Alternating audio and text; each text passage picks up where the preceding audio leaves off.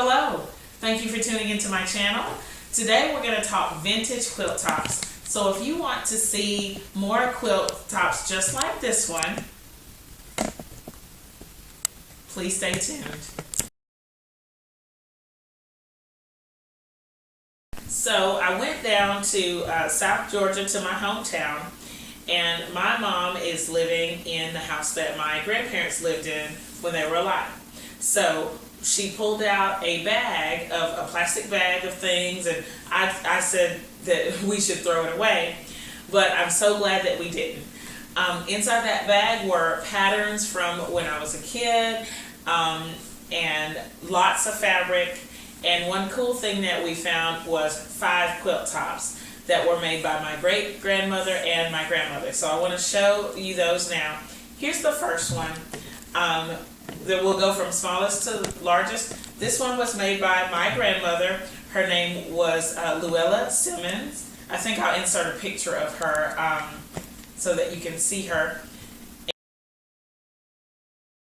And it is all blues, and these are what looks like clothing fabric. So leftover clothing that she used that was in dresses or skirts or whatever.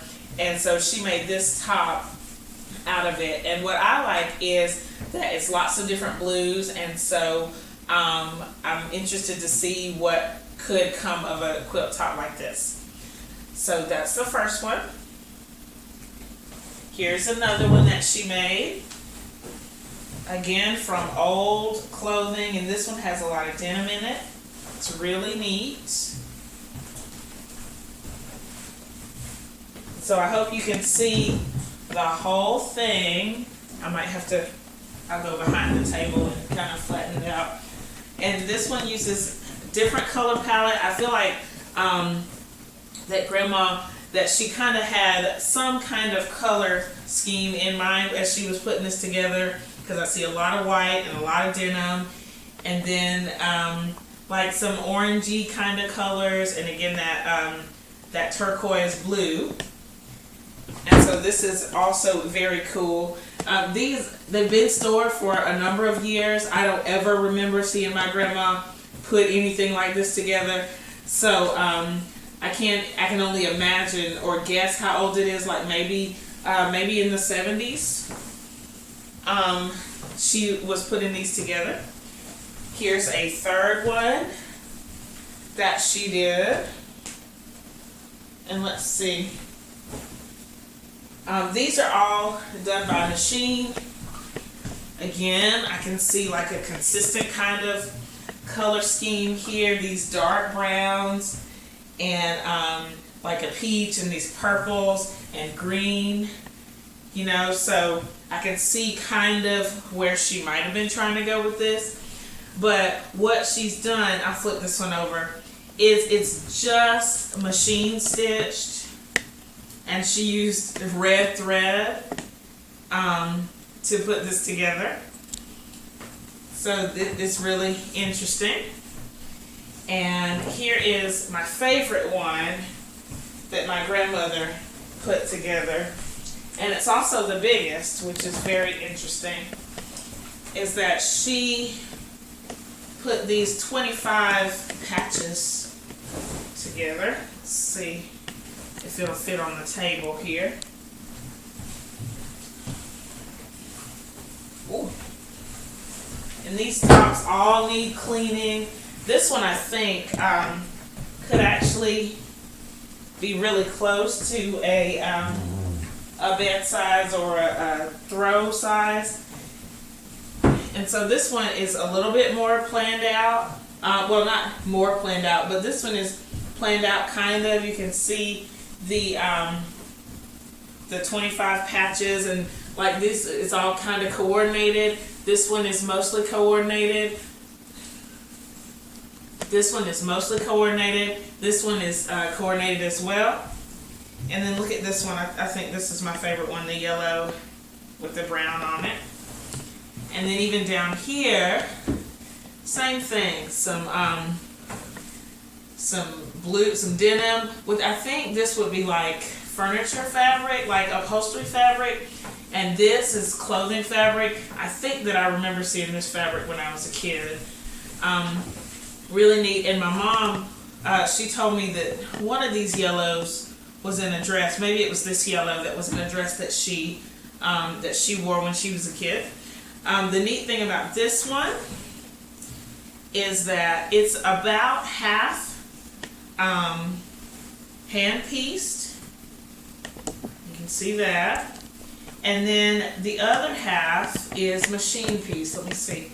This part was pieced by machine. So, I mean, it really, I just think it's so special that to have these hand stitches, in addition to the machine stitches. I think that means something as far as what was going on in my grandma's life, that maybe she had just gotten a sewing machine or something like that. Okay, now the last one, this one was actually made by my great-grandmother. Her name was Grandma Maddie Simmons, and I have a picture of her. If I think I'll put it up too. And this one, my mom said that this was the last quilt top that she put together before she died, and she died in the early 1960s, so 1960 or 61. Okay, so this one is to me, it's very delicate, so I'm trying not to pull and tug on it a little bit too much, but it has a variety of blocks and fabrics and just a lot of cool blocks. I took a picture of each of the blocks, and in total I counted 9 different blocks in this quilt. Here's a spool block here, and this one I've seen recently. So here's the spool block. This one right here is part of a larger block that I've seen that's called the beggar's block. And these down here, they seem to be like string piece blocks because the pieces are all kind of wonky, but it's kind of randomly placed. They're not, it doesn't appear to have pattern pieces that would have gone with it. And then this block seems to be a little bit out of place, this blue and cheddar. So I'm still trying to find the name of this block. It just appears to be out of place. It doesn't match with the rest of the quilt top. And then there's this block that I'm still trying to find the name of this block. It is really beautiful, and the way it's set together, I just think it's wonderful. It's like probably some Y seams in here, all this fancy stuff.